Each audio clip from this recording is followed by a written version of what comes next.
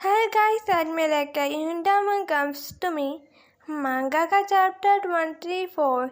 I hope आप सभी को ये वीडियो पसंद आए। चैप्टर की स्टार्टिंग में ताशा अपनी क्लास में वापस जा रहा था। उसे मोइटा मिलता है क्लास के बाहर। मोइटा कहता है, हाय क्लास में शाओशी, गुड मॉर्निंग। ताशा भी उसे बड़ी खुशी से गुड मॉर्निंग मोइटा कहता है और वो जाने लगता है। मोइटो से देखकर हैरान होता है। वो कहता है, जो आज सुबह मुझे न्यूज़ में थी वो गई थी। ताशा तो मुझे कहीं से भी उदास नहीं लग रहा है, बल्कि वो तो खुश है। ताशा रिंकुशी को पानी देता है। हंस की ओर देखी जा रहा था, जिससे रिंकुशी उसे देखकर ब्रश हो जाता है। कहता है, क्या हुआ? वो वापस अपना पेज वही पढ़ने लगता है। ताशा कहता है, क्या तुमने अभी अभी उस पेज को ख़त्म नहीं किया था? रिंकुशी कहता है, क्या हुआ? ताशा कहता है, मुझे लगता है।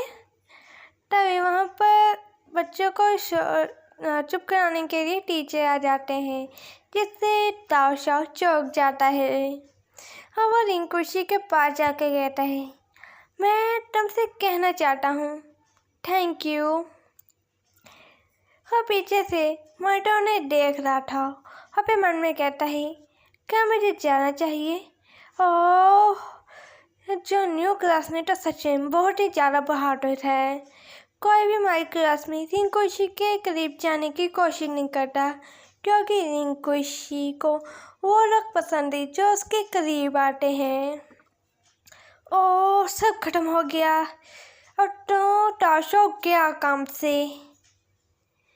पर तभी वो चौंक जाता है, क्योंकि रिंकुशी ताशा को कुछ नहीं कहता और रिंकुशी ताशा से कहता है, कोई जरूरत नहीं है।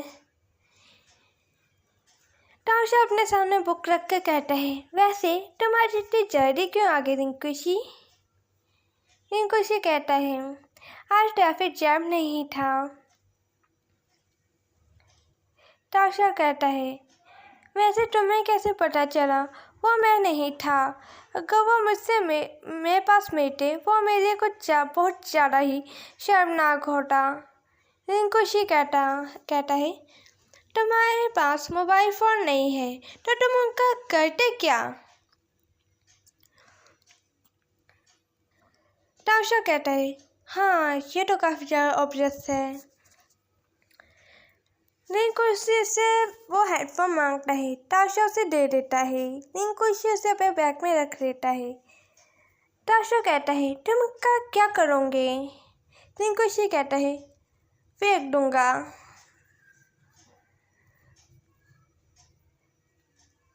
रिंकुशी आगे कहता है, क्या तुम समझ चुके हो? अब तुम्हें किसी के भी जो छोटे मोटे इंसान होते हैं उनके लिए ज़्यादा केयरफुल होने की कोई जरूरत नहीं है। ये सुनकर ताशा शौक हो जाता है और फिर मन में कहता है, क्या रिंकुशी मुझे एक लेसन दे रहा है? क्या वो छोटा सा इंसान जिसमें मुझे जिंशू ने एक फ्राई की बोतल दी थी पानी की, और मैंने उसके लिए पूरा ब्लैक बोर्ड पर ड्राइंग और लिख भी दिया था। क्या रिंकुशी को पता चल गया होगा कि जो उसके लेटर्स पर फ्लावर बने थे वो मैंने ही बनाए थे?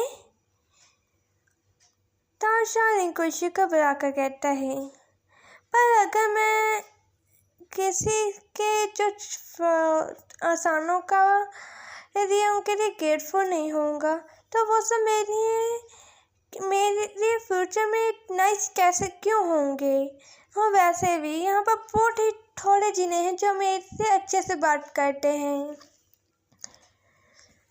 रिंकुशी कहता है, तुम्हें बस उनके लिए इंसान होना चाहिए जो तुम्हारे साथ अच्छे हैं। इस पर ताशा बहुत ही प्यारी सी स्माइल पास करता है रिंकुशी को। रिंकुशी के स्माइल देखकर हैरान होता है और कहता है, तुम हंस क्यों रहे हो? अपने मन में कहता है ये कैसे इतना आसानी से हंस सकता है, और वो भी इतनी अच्छे से। जो भी यहाँ सुबह हुआ उसके बाद ताशा कहता है क्योंकि मुझे पता है किससे मैंने अच्छे से ट्रीट करना है मुझे। रिंकोशी उसे पेपर्स लेते हुए कहता है ये कहने की कोई जरूरत नहीं है। वैसे तुमने मुझे कहा था जो भी मैं तुमसे कहूँगा वो तुम लिखोगे, तो आज सुबह जो भी कुछ हुआ तो हो पे मिस्टेक इससे लिखो और मुझे शाम से पहले दे देना। ताशा रोते हुए कहता है क्यों क्यों क्या हुआ? क्या मैंने कुछ गलत कर दिया? मैं क्यों लिखूं ये? रिंकोशी से घूर के देखता है। ताशा कहता है ओके मैं गलत था, मैं लिखता हूँ।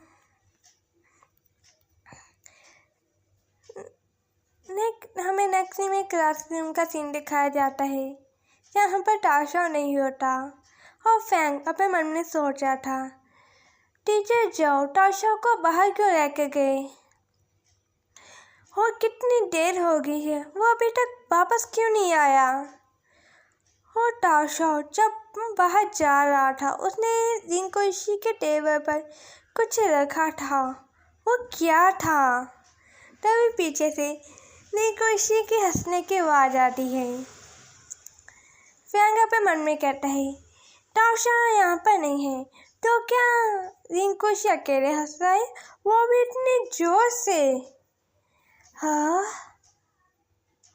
तभी फैंग रिंकोशी को देखता है पीछे मुड़कर और कहता है यूची इतना ज़्यादा क्या फनी है, मुझे भी दिखाओ।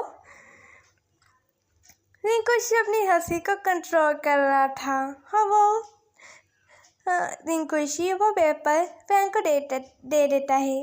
उसे देखकर फैंग भी हंसने लगता है। रिंकोशी ब्रश कर रहा था। उस पेपर में लिखा हुआ था एक माफ़ीनामा ताशा की तरफ से रिंकोशी को, जिसमें बस रिंकोशी और रिंकोशी था। और यहीं पर हमारा चैप्टर एंड होता है।